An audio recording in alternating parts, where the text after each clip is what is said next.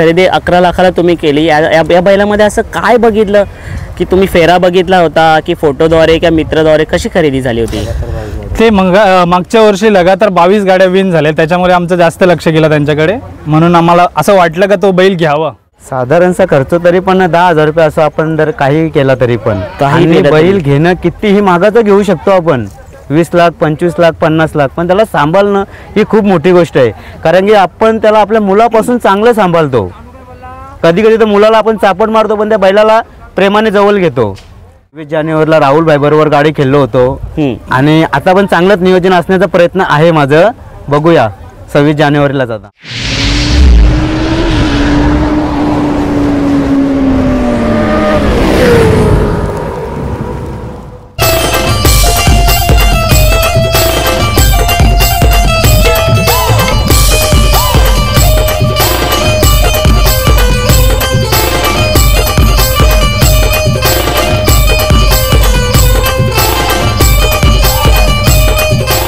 नमस्कार मित्रांनो, आता आपण जस्ट राणा बैलाची मुलाखत घेतली होती आणि विजय प्राप्त केला होता त्यांनी आणि एक गोंड्यावरती शर्यत झाली होती, त्याचाच पैरा आपल्या समोर आहे। त्या बैलाबद्दल जाणून घेऊया।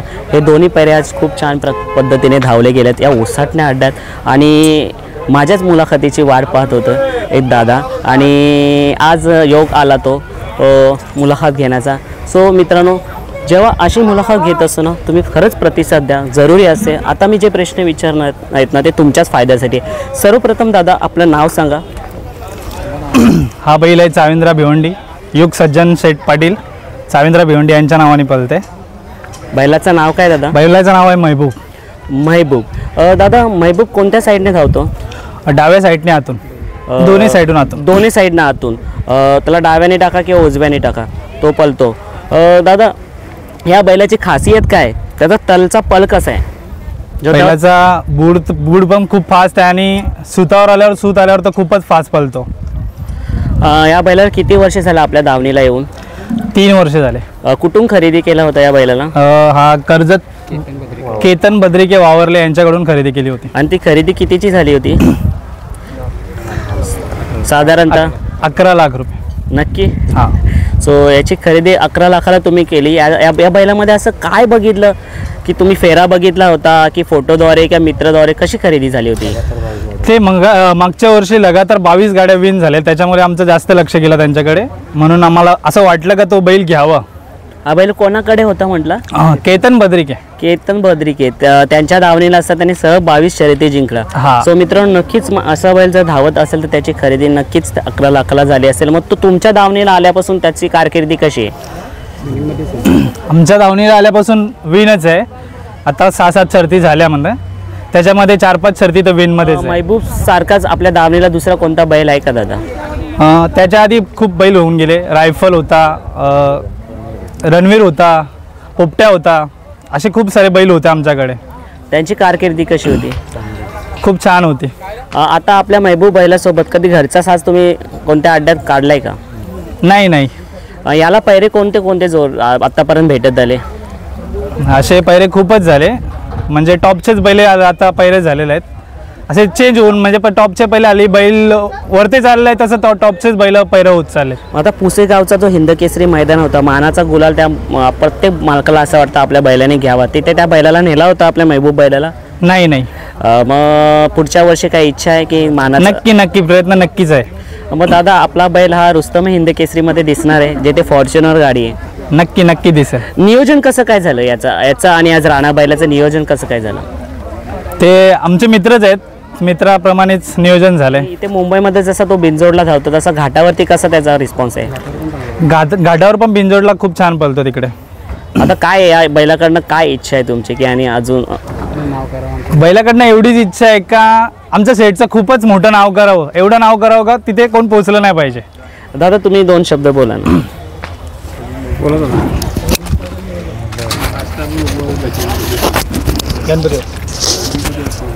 दादा हा महबूब बैल आता तुम्ही धरलाय म्हणून शांत आहे, याचा स्वभाव कसा आहे? शांत आहे का थोडा तिरकट आहे? थोडा तिरकट आहे। हां, घरी कसा असतो त्याचा स्वभाव? घरी येऊन असतो शांत असतो, हां, पण थोडा तिरकट आहे, म्हणजे सांभाळूनच जावं लागतं त्याच्याजवळ। मग जेव्हा तुम्ही त्याला घरातून मैदानात आणता आणि त्याच्या अशा कोणत्या हावभावांवरनं ओळखता की तुम्ही आत्ता हा शर्यत जिंकून येणार? त्याचा टेम्पो बघितलं का स्वभावच त्याचा चालू होतं का मला आता शर्यतीनं जायचं आहे. आणि त्याच्या अंगावर जर गुलाल पडला, सर्वात मोठी गोष्ट त्याच्या अंगावर जर गुलाल पडला तर ते एवढा त्याला मजा वाटतो, त्या माणसापासून जास्त मजा वाटतो त्याला. म्हणजे त्याला स्वभाव आहे बैलाचं. म्हणजे त्याला करून येते की आपण जिंकलोय. हा जिंकलोय. मग आज कसा काय दादा जल्लोष असेल चांगला.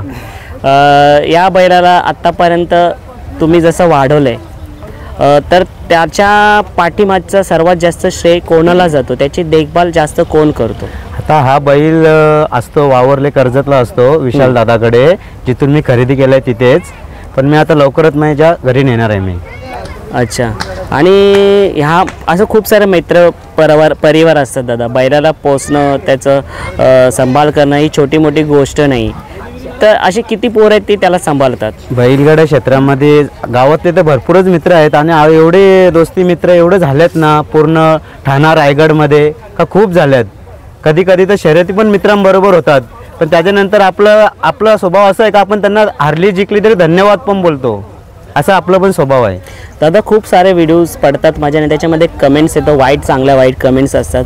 का जेव्हा वाईट कमेंट्स येतात तेव्हा तोच मालक किंवा कोणीतरी त्याला उत्तर देतो, तुम्ही तुमच्या दावणीला बैल हाणून बघा, त्याला पोसून बघा, त्याला इथपर्यंत घेऊन येण्याचा खर्च, त्या मुलाबालांचा खर्च येऊन मग तुम्ही कमेंट्सद्वारे करा. तर मला एक सांगू शकता का साधारणतः किती खर्च असतो एका बैलाला आपल्या दावणीला पाळण्यासाठी?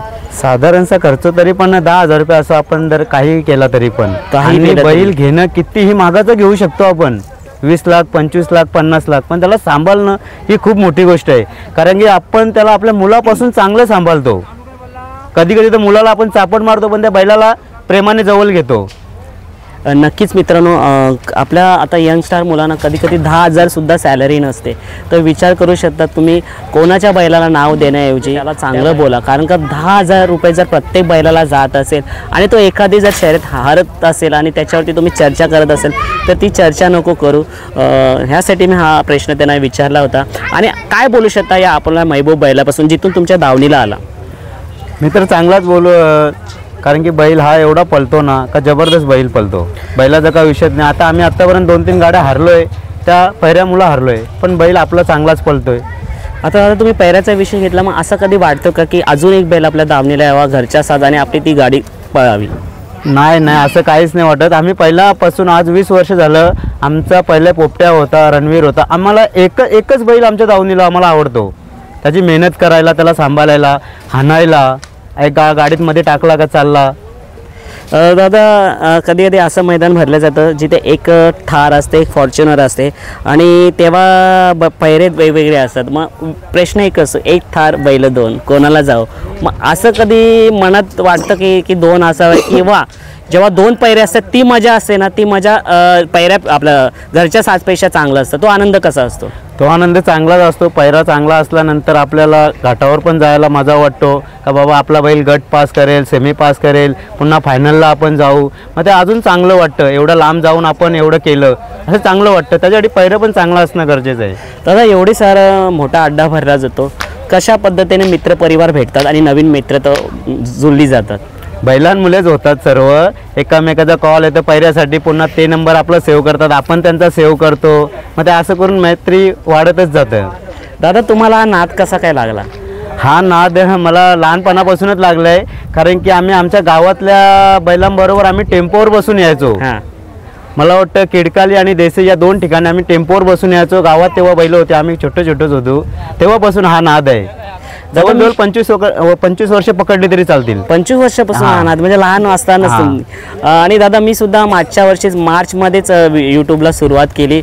मला ना असं वाटतंय मुंबईमध्ये खिडकाली आणि देसाईचा मैदान हे 2 फेमस मैदान होते. तेव्हा ओसाडणे मैदान सुद्धा होता का? नव्हतं तेव्हा नव्हता. हा आत्ता नावारूपाला आलाय आणि असा नावारूपाला आलाय की इथे अड्डा होणार नाही अशी शक्यताच नाही. या ओसाडण्या मैदानाबद्दल काय बोलाल? खूप छान मैदान, आयोजन नियोजन खूप छान असतं त्यांचं, जबरदस्त. आणि दादा आता देसाईचा जो मानाचा पूर्वीपासून चाललेला मैदान 26 जानेवारीला मैदान आहे, त्या मैदानाबद्दल नियोजन पण मी ह्याच मैदानामध्ये 26 जानेवारीला राहुल भाई बरोबर गाडी खेळलो होतो आणि आता पण चांगलंच नियोजन असण्याचा प्रयत्न आहे माझं. बघूया 26 जानेवारीला महबूब चांगल्या पैरात दिसावा आणि शर्यत तो जिंकून यावा.